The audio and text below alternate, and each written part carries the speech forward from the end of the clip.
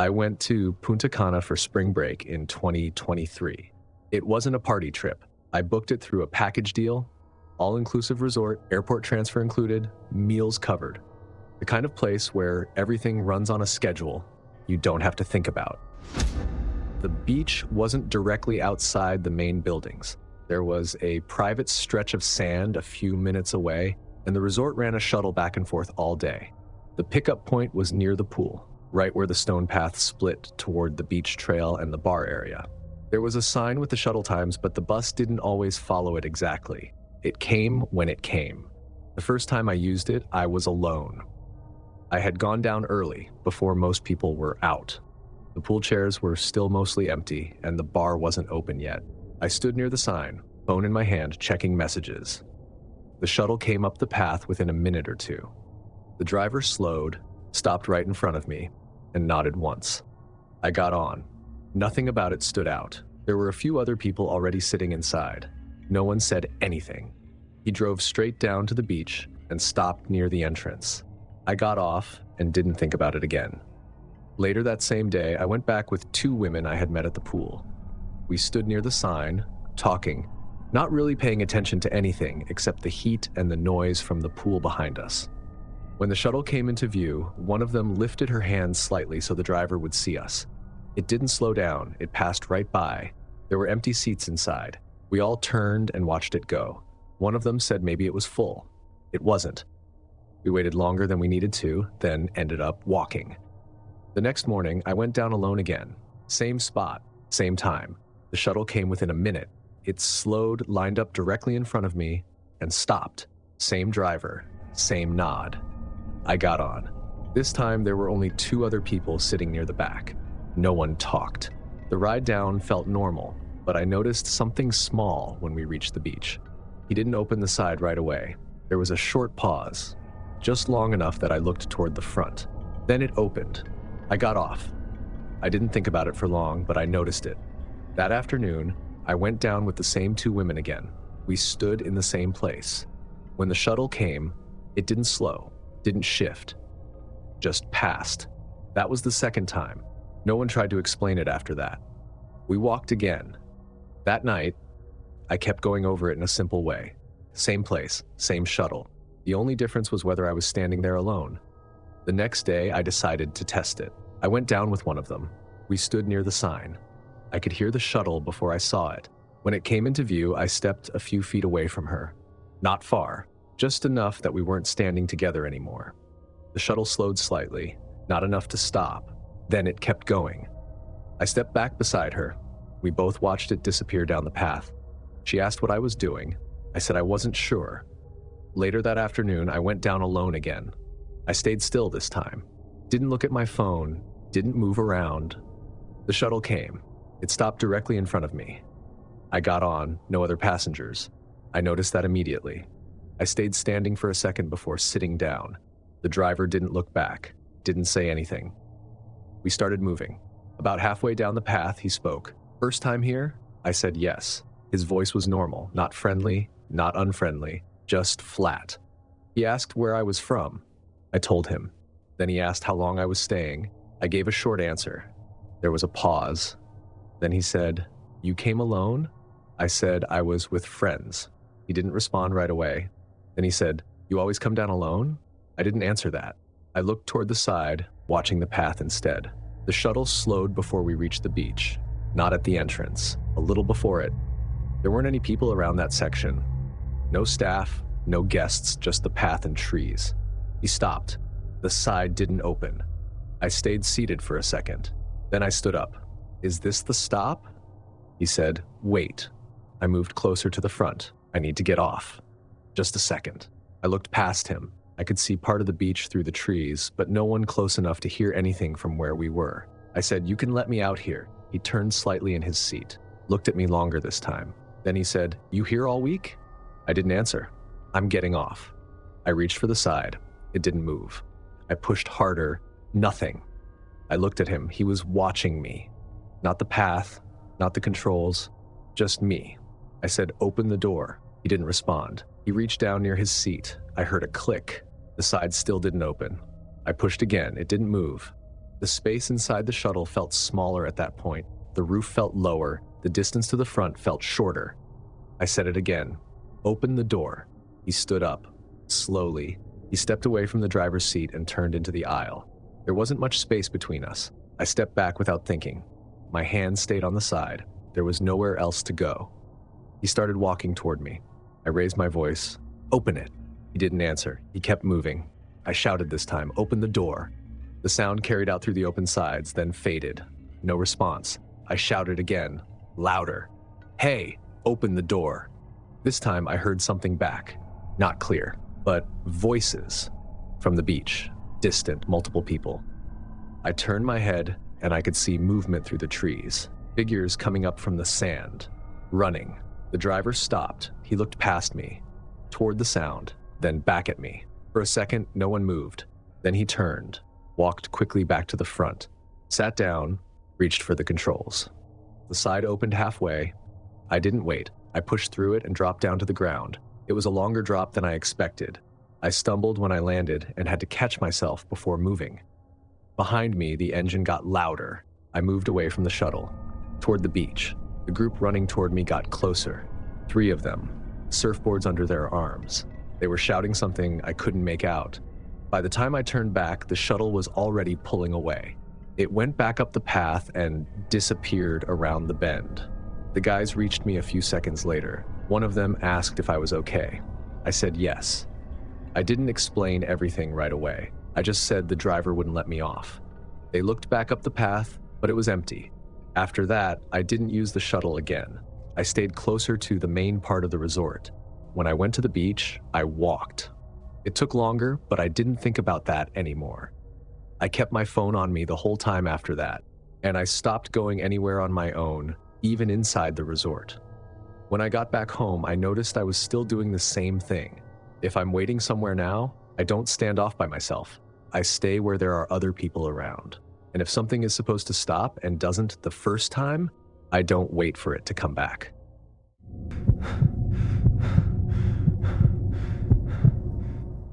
I was 22 at the time, working in a warehouse in Phoenix, when me and 2 friends drove to South Padre Island for spring break. It was me, Derek, and Mason. Derek handled the rental through someone he barely knew. He said it was a condo a few blocks from the beach, cheap as long as we didn't ask questions. We got there late in the afternoon. The building had 3 floors, exterior walkways, and a small parking lot underneath. No office, no front desk, just a stairwell and rows of doors. Derek parked along the wall near the stairwell. There was a faded parking pass hanging from the rearview mirror already. He said not to lose it. We carried our bags up to the 3rd floor. The unit was small, living room with a pull-out couch, narrow kitchen, 1 bedroom, and 2 bunks built into the hallway wall. We dropped our stuff and went back out. By night, the area was packed. Music from different directions, people moving between bars, lines outside every place. We ended up at a bar with an outdoor section. There was a band playing behind a fence, and people were packed close enough that you had to shift sideways to move through. Derek was next to us. Then he wasn't. Mason said he probably stepped away for a minute. We stayed near the same spot. After a while, I called him. It rang. Then someone answered. No music, no voices, just a faint sound like fabric moving against the phone. I said, Derek? Nothing. Then the call ended. I showed Mason my phone. He said Derek was probably messing with me. We waited. Derek didn't come back. He showed up later through the side entrance like nothing had happened. I asked about the call. He said his phone had been acting weird. Said it probably turned on in his pocket. Then he started talking about some guys he met. Said they knew better places. Said we should check it out the next night. Mason told him not to go anywhere alone with people we didn't know. Derek didn't respond to that. The next day, Derek kept checking his phone without opening anything. A few times he looked toward the street instead of where we were. That night, we said we'd stay together. We were standing near a food place when Derek stepped away to text. When he came back, he said he might go check something out and come back later. Mason told him no. Derek didn't argue. He just walked off. We watched him disappear into the crowd. We stayed out longer than we planned. He didn't come back. Around 1 a.m, I called him. It was answered immediately. I said, "Where are you?" A man's voice said my name. Just my name. Then the call ended. I didn't move right away. Mason asked what happened.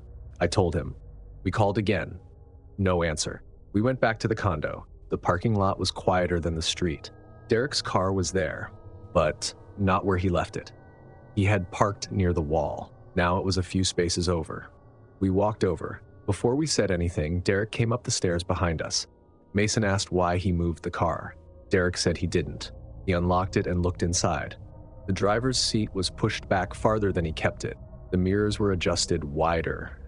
He checked around and said nothing was missing. I looked at the mirror. The parking pass was gone. We went upstairs. Derek said he had been at a house with some guys, said they used his phone at one point. Mason asked why someone else answered. Derek said they probably saw my name in his contacts. He said it like that was enough. The next night, Derek went out again. He didn't say where. Mason and I stayed out for a while, then went back without him. The car was still in the same spot. We went down to check it. This time, it was unlocked. I opened the door. The seat was still pushed back. The inside smelled different. Mason checked the glove box. I leaned in and looked under the passenger seat. The parking pass was there, folded. I picked it up. We went back upstairs. There was something on the ground in front of our door. Another parking pass. Same building logo, different unit number written on the back. Mason asked what it was. Before I answered, my phone buzzed. Derek. I answered. There was movement on the line. Then the same voice said, "He's on his way up." The call ended. I opened the door and stepped inside with Mason. We locked it. About 20 seconds later, Derek came up the stairs. He stopped in front of the door. Then he knocked. I pulled him inside. Mason asked where he'd been. Derek said nowhere specific. I told him to unlock his phone. He hesitated. Then he did it. Recent calls showed numbers we didn't recognize. Messages were gone. I opened contacts. There was a new number saved with no name.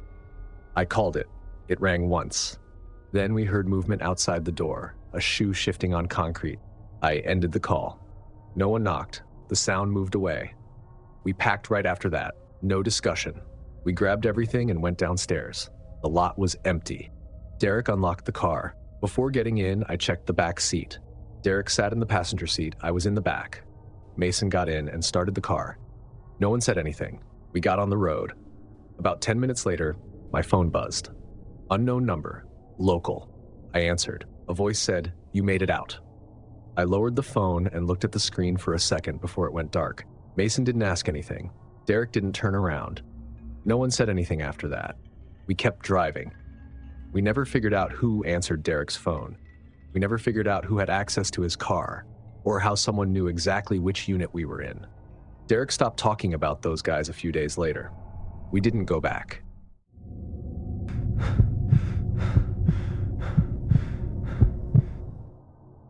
In 2023, one of my friends talked me into going to Cabo for spring break. There were 4 of us on the trip, all women, and we were staying at a resort that was busy enough that you kept seeing the same people around the lobby and pool without ever actually knowing anyone. The beach bar was a separate place down a path past the pool. The first time we went, it was already dark. The deck was full. Music playing, people standing around tables, servers moving constantly between groups. We got a table near the edge. I ordered a margarita. The server brought it, set it down, and left. I took a few sips while we were talking. At some point, I reached for the glass again. It wasn't the same one. The lime wedge was fresh. The outside had more condensation. The glass I had been drinking from had a mark on the rim from me. This one didn't. I held it for a second. One of my friends asked what I was doing. I said, "I think they switched it." She asked if I ordered another one. I said no. We looked around for the server. He was at another table. I left the drink where it was. A few minutes later, he came back. I pointed at the glass and said, "I didn't order this." He looked at it, then at me. He said, "It's already taken care of." I asked, "By who?" He looked toward the bar for a second. Then he said, "You're fine." Then he left. I didn't drink it. A busser came by later and took it without asking. About 20 minutes after that, another drink showed up. Different server. He set it down in front of me and kept walking. I looked at my friends. They looked back at me. I stood up and took the drink to the bar. I put it down and said, "I didn't order this." The bartender picked it up, set it aside, and said, "Okay." I asked if someone was putting drinks on my table. He looked at the register. Then he said, "You're all good." I didn't ask anything else. I went back to the table. Nothing else happened after that. The next night, we went back. It was more crowded. We didn't get a table right away, so we stood near the railing. A server came by and asked if we wanted to start a tab. I said no. We waited. When we got a table, I ordered a bottled beer. The server opened it in front of me. I drank some of it. I turned for a second when someone bumped into my chair. When I looked back, there was another bottle in front of me. Same beer. Unopened. Cold. I didn't touch it. I picked it up and brought it to the bar. This keeps happening. I'm not ordering these. The bartender looked down the bar. Then he said, "That one is for you." I said, "From who?" He shrugged. "Already paid." I told him to tell whoever it was to stop. He didn't respond to that. He just took the bottle and moved it aside. When I turned back toward the table, I noticed a man standing near one of the support posts. Not close to us, just positioned where he could see the table. He looked away when I noticed him. I sat back down. I asked if anyone saw him. They hadn't. A few minutes later, our server came back. I told him, "If someone sends another drink, don't bring it." He said, "Okay." Then he looked past me for a second. I turned. The same man was still there. I went to the bathroom and took my bag with me. On the way back, a girl I didn't know said, "Your table got another one." I didn't stop. I went straight back. There was a drink in front of my seat. Different this time. Clear liquor, soda, lime. I hadn't ordered that. I picked it up and took it to the service station. I said, "I already said I'm not drinking anything I didn't order." The server there looked at the glass, then at me. He said, "I know." I said, "Then why does this keep happening?" He picked up the drink and turned away. Didn't answer. When I got back to the table, I told my friends I wanted to leave. They agreed. We waited for the food to come so we could pay. While we were sitting there, I looked toward the entrance. The man had moved. He was closer now, near the path out, still not saying anything, just there. The server brought the food. At the same time, another drink was placed next to my plate. I said, "No." The server said, "It's on your tab." I didn't order it. He said, "It's already there." Then he walked away. I stood up and went to the front. I told the hostess I wanted to close my tab. She asked my name, typed something, then paused. I asked what was wrong. She said I had multiple drinks on the tab. I said, "That's not possible." She called a bartender over. He looked at the screen, asked if I was at the high top table. I said yes. He said, "Then those are yours." I asked him to print it. He did. There were 6 drinks, more than I had seen. Some of the times were from before we even got there. I pointed at one and said, "We weren't here yet." He took the receipt, looked at it, then handed it back. He said, "I can remove some of them." I said, "How were they added?" He didn't answer. He said, "You don't need to stay." I paid what was left after he removed most of it. I went back to the table. We grabbed our things. We left. We walked back toward the resort. I looked back once. The man was near the exit of the bar, standing where he could see the path. Back in the room, I put the receipt on the dresser. The next morning, I picked it up again. There was writing on the back, a room number. I hadn't turned it over the night before. I showed it to my friends. None of them had written it. We went to the front desk. I showed them the number. They checked. They said the room was empty, had been empty. We didn't go back to that bar again. The rest of the trip stayed normal. But every time I ordered something after that, I checked it before I touched it. And I didn't leave drinks sitting on the table anymore.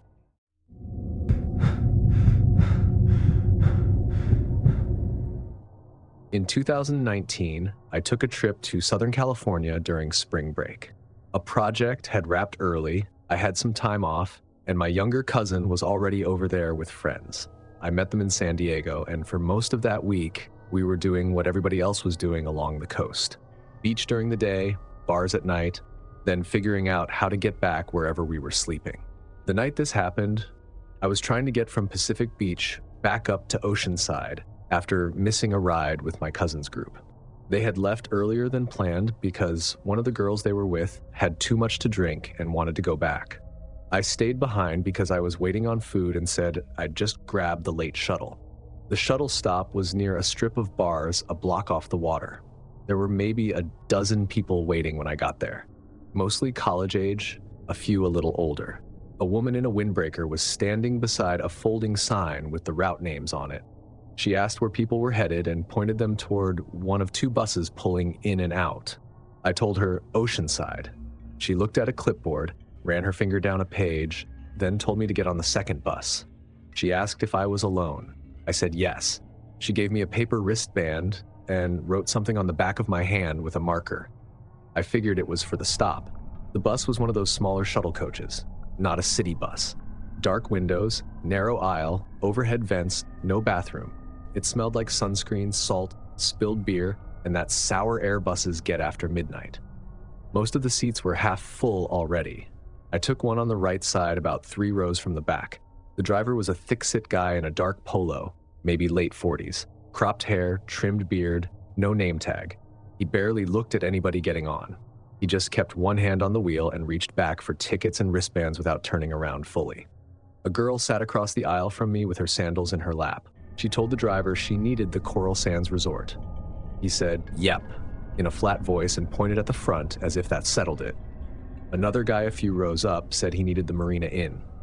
Same response. The bus pulled away from the curb and headed north. That part felt normal. People were on their phones.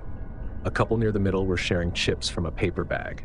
Somebody 2 rows ahead was trying to call a friend and saying the line was bad. I texted my cousin that I was on the shuttle and should be back in a bit. He sent back a thumbs up. The first stop request came maybe 10 minutes in. The girl across from me got up halfway when she saw a lit sign for Coral Sands on the left side of the road. "That's me," she said, leaning toward the aisle. The driver didn't slow down. She stayed standing for a second and said it louder, "Coral Sands. Right there." He waved one hand without looking back. "Up ahead." She sat down again. That by itself did not mean much. I had no idea how those shuttles worked. Maybe there was a better pull-in farther down. Maybe they had a specific loading point. A few minutes later, the bus passed the entrance to the Marina Inn too. The guy up front stood and said, "You just passed it." The driver said, "Roadwork." There was no roadwork. The entrance was open and lit, and there were 2 cars pulling in while we went by. The guy looked around like he wanted somebody else to confirm what he'd just seen. Nobody said anything. Then he sat back down. The bus kept moving. At that point, I stopped looking at my phone and started paying attention to where we were. I had looked at the route earlier on maps, and we should have been staying on the main coastal road with hotel entrances every few minutes. Instead, the driver took a right onto a darker stretch that ran behind a shopping center and then past a row of closed businesses. No one said anything for a little while. The bus got quieter in a way I noticed because it had been noisy before. The girl across from me leaned toward the window and said, mostly to herself, "This isn't the way." A guy near the front asked the driver if he was doing all the resort stops first. The driver said, "I know where I'm going." That was the first answer that changed the feel of it. It wasn't rude exactly. It was too short for the question. A minute later, the same guy asked where the next stop was. The driver didn't answer. The road narrowed and the streetlights got farther apart. We went past a storage lot, then an equipment yard with chain link fencing and trailers parked inside. My phone dropped from 2 bars to 1, then to none. I held it up for a second like that was going to help. It didn't. The couple in the middle stopped talking. The girl across from me put her sandals back on. A man in a baseball cap 4 rows ahead got up and moved closer to the front. He held on to the seats as the bus moved and asked, calm at first, "Mate, where exactly are we going?" The driver told him to sit down. The man stayed there and said, "You missed 3 stops." The driver took one hand off the wheel and pointed toward the seat behind him without turning around. "Sit down." The man looked back at the rest of us. No one helped him. He stood there another second, then sat in the first row behind the driver instead of going back to where he'd been. I remember thinking then that this could still be a stupid mistake. Wrong route, wrong bus, tired driver, something administrative. I stayed with that explanation longer than I should have because the alternative required too many things to be wrong at once. The bus came to a long light at an empty intersection. There was a gas station off to the right with no cars at the pumps and bright white canopy lights over the forecourt. A girl near the middle said, "Can you let us off here?" No answer. She said it again, "I'll just get out here." The driver drove through the green light and kept going. That was the point where people stopped phrasing things like questions. The guy in the first row said, "Pull over." The driver said, "Not here." "Then where?" No answer. Someone near the back said, "Call the cops." A few people lifted their phones. The screens lit up the aisle. One after another, the same thing happened. No service. One girl said she had a bar and started dialing somebody, then swore and held the phone against the window. I sent another text to my cousin anyway. It spun and sat there. The bus climbed a slight incline and the view changed. Instead of shops and hotel entrances, there was dark on both sides and the occasional break in the brush where you could see pale concrete or fencing. I could smell the ocean again, but farther off. The driver had 2 phones up front. I noticed that because the one in the usual mount near the dash was showing maps, but lower down, almost tucked beside the steering column, there was another screen glowing faintly. I did not think much of it at first. Plenty of drivers run one phone for navigation and one for calls. Then the bus passed under a streetlight, and I caught the second phone in the reflection on the windscreen. It was not a map. It looked like a messaging app. Dark background, white text, a list of short lines. The bus moved too much to read most of it, but I saw enough to know it wasn't directions. The line I could make out said, "Aussie, alone, black shirt." I was wearing a black shirt. I was the only Australian on the bus. I had told the woman with the clipboard I was alone. I kept looking at the reflection until the road bent and I lost the angle. The bus went over a set of rough patches, and a few people complained because they were jarring enough to throw everyone slightly in their seats. The girl across from me leaned toward me and asked, quietly now, "Did you see that?" I asked what she meant. She nodded toward the front. "That second phone." I said yes. She asked, "What was on it?" I told her. She looked straight ahead after that and did not say anything else. A minute or two later, the bus slowed. Not because of traffic, but because the road surface changed. We had turned into some kind of lot. There were no marked parking bays that I could see, just open pavement and low barriers. Off to the left was water, black and flat except where it caught the light from somewhere farther away. A marina maybe, or a service dock. Most of the buildings looked closed. 2 vehicles were parked ahead with their lights off. One was a white van. The other looked like an SUV. The driver did not pull up to any building. He eased the bus forward and stopped about 20 meters short of the other vehicles. Nobody moved for a second. Then the girl across from me stood up fast enough that her knees hit the seat in front of her. She said, "Open the door." The driver reached toward the dash, but not toward the door switch. He picked up the lower phone and looked down at it. The man in the first row stood up and grabbed the rail beside the driver. "Open it." The driver told him to get back. He did not get back.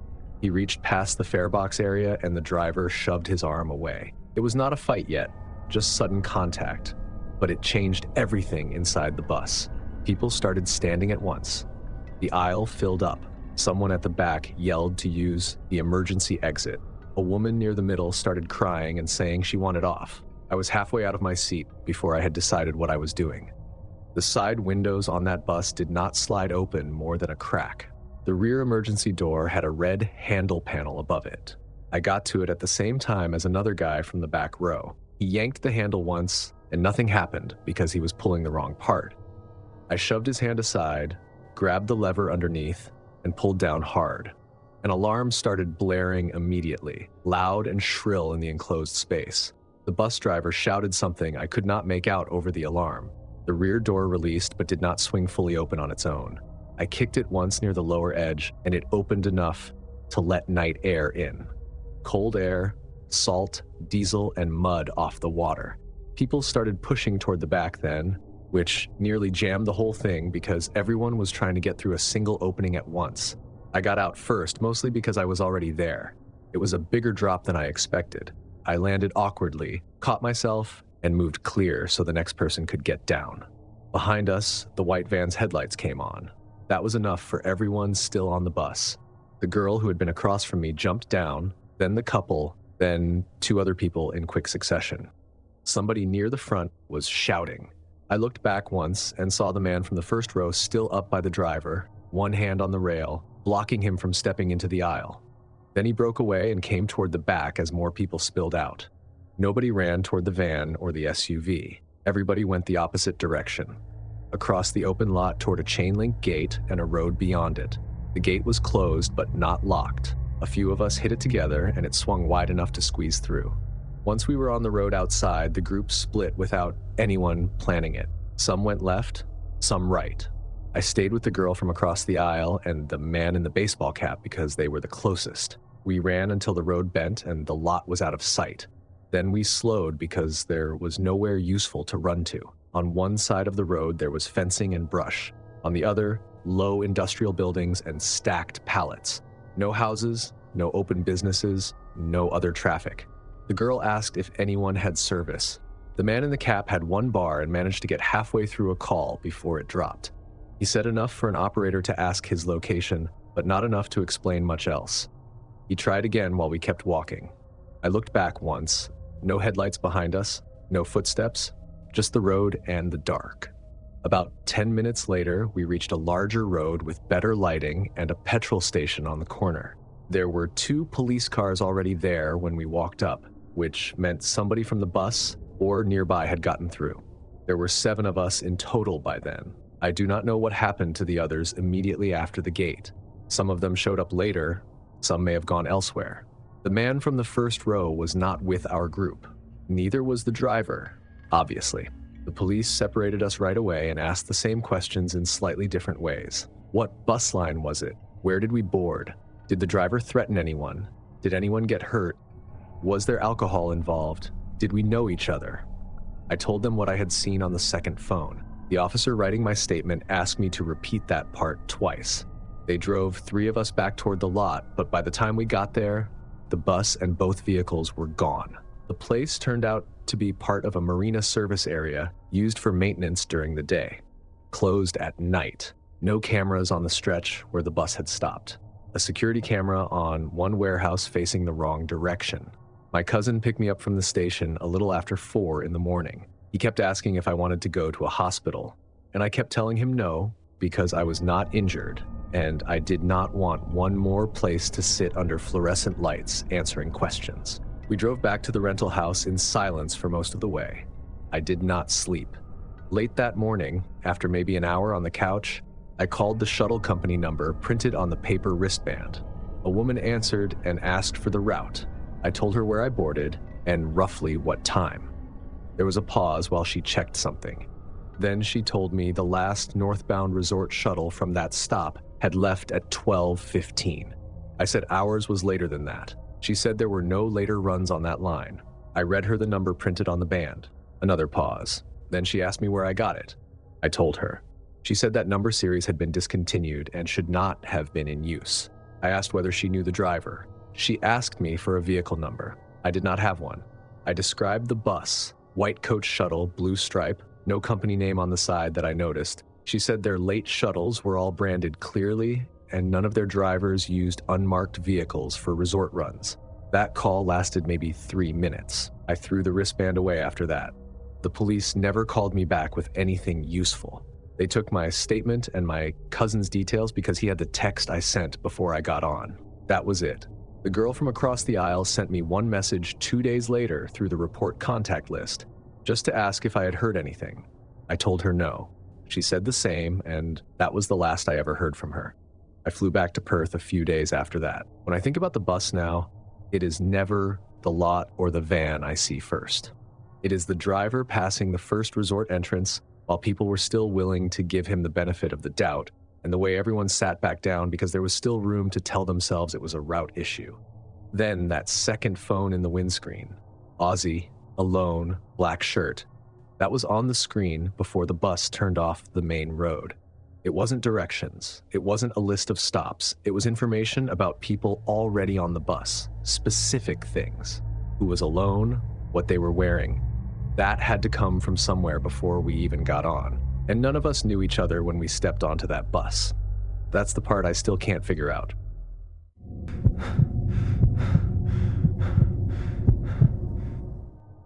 In 2024, I booked a solo trip to Florianopolis during spring break. I was 28 at the time, working as a UX designer in São Paulo, and I wanted a few days away, somewhere quiet. I found an apartment near the beach through Airbnb. It wasn't cheap, but it looked clean, had good reviews, and the host responded quickly when I messaged. The building was a few blocks from the water. Gated entrance, small lobby, elevator that opened directly into a narrow hallway with only 2 units per floor. Check-in was simple. The host didn't meet me in person. He sent instructions through the app, gave me a code for the door, and said to message him if I needed anything. The apartment was exactly like the photos. Living room with a couch and a TV mounted on the wall, small kitchen, 1 bedroom, and a balcony facing the street. Nothing unusual. I dropped my bags and called a friend while I unpacked. I was walking between the bedroom and the living room, talking normally, not thinking about anything around me. At one point, I mentioned a restaurant I had saved earlier and said I might go there later. After I hung up, I went into the kitchen to get water. My phone buzzed. It was the host. He said that the place I mentioned usually got crowded and suggested a different one a few streets away. I stood there looking at the message. I hadn't texted him. I hadn't asked for suggestions. I told myself it was just coincidence. It was a common area. People probably asked about the same places all the time. I sent a quick thanks and left it. Later that evening, I was getting ready to go out. I was moving between the bedroom and the bathroom, deciding what to wear.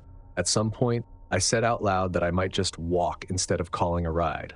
I hadn't picked up my phone. A few seconds later, it buzzed again. He said walking was fine earlier in the night, but not a good idea if I stayed out too late. I didn't answer right away. I stayed standing there, holding my phone, reading it again. Then I asked if he meant to send that to me. He replied almost immediately and said he was just looking out for me. I left the apartment after that. I stayed out longer than I planned. When I came back, the building was quiet.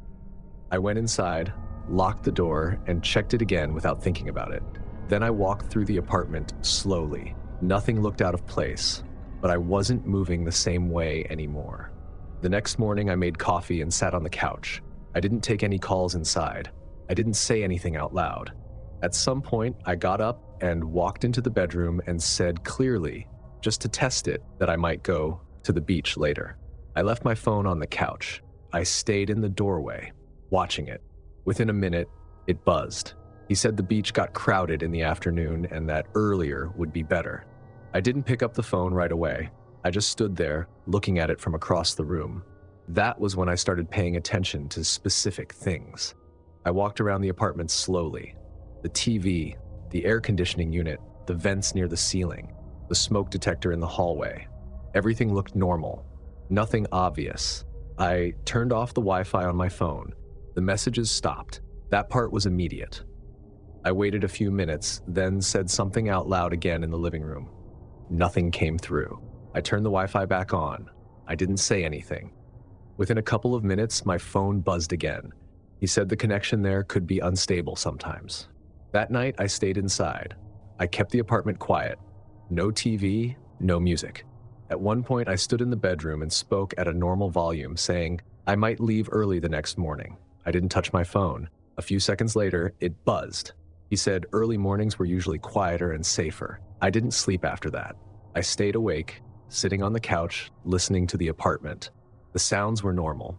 Pipes, faint movement from other units, the occasional noise from the street. Nothing that explained anything, but it didn't feel like a private space anymore. In the morning, I packed everything. I didn't wait for checkout. I booked a ride and sat near the door. I turned off the Wi-Fi again. The messages stopped. Right before I left, I walked back into the hallway between the bedroom and the bathroom. I stood under the smoke detector for a second. Then I reached up and twisted it. It came loose. There were wires connected to it, and behind it, inside the housing, there was a second piece, smaller, not part of the detector, something attached inside. I didn't pull it out, I didn't take a picture, I just put the detector back in place. I left the apartment after that, locked the door, and went downstairs. On the ride to the airport, I kept checking my phone. No new messages, nothing else. Later that day, after I got home, I opened the Airbnb app again. The conversation was still there. Same messages, same times. Everything looked normal. A few hours later, I got one more message. No greeting, no context. Just, you left earlier than planned. I didn't respond. I closed the app. Since then, I don't take calls inside places I don't know. If I need to talk, I step outside. I don't connect to Wi-Fi right away. And I check anything fixed to the ceiling before I unpack. If you felt like something was off before anything actually happened, you were paying attention. Like the video, subscribe if you want more stories like this, and tell me which story you're still thinking about. And if isolation has never really bothered you before, this next video might change that. Click now to watch 4 disturbing, middle-of-nowhere horror stories. Because distance doesn't just keep things away from you, it keeps you away from everything else. Thanks for watching. Stay alert, stay safe, and I'll see you in the next nightmare.